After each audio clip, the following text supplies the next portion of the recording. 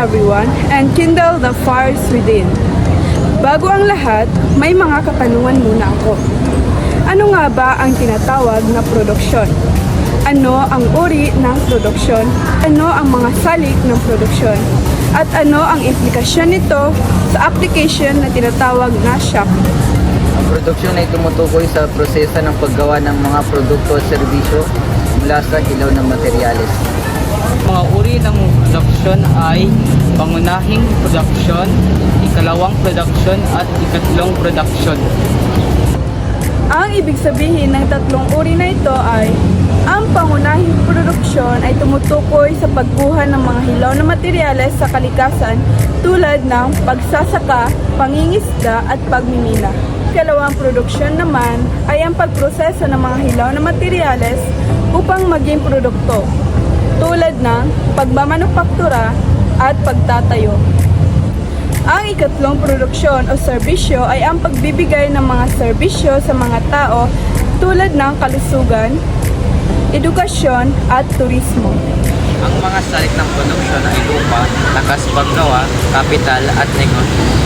Ang ibig sabihin ng apat na salik na ito ay ang lupa ay tumutukoy sa lahat ng mga likas ng yaman tulad ng lupa, mineral at tubig. Ang lakas paggawa naman ay tumutukoy sa kakayahan ng tao na magserbisyo at magtrabaho.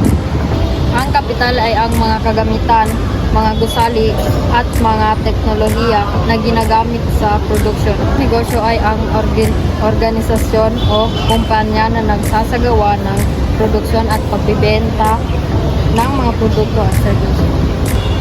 Ang uri at salik ng produksyon ay nagbibigay daan sa Shopee na magalok ng magkakaibang produkto. Maging mapagkompetensya, magambag sa paglago ng ekonomiya at mapabuti ang kalidad ng buhay ng mga tao.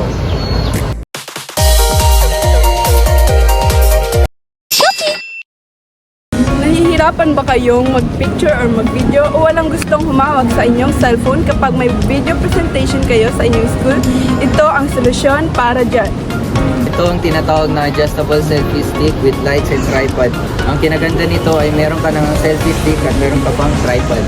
Meron din siyang lights if ever na madilim at kailangan ng lights. Rechargeable din ito kung malobat. At paano ito i-on? I-press lang ang press button sa likod ng light.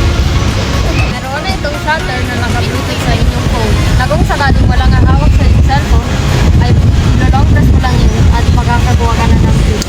At hindi lang yun, maganda rin dito ay mura, magandang quality at kasyang-kasya sa bag o sa bulsa dahil maliit lamang ito. Saan nga ba ito pwede bilhin? Pwede ito bilhin sa Shopee o Lazada o pwede rin sa TikTok Shop. Ang available color nito ay white, black, pink, green. This is for 85 pesos only.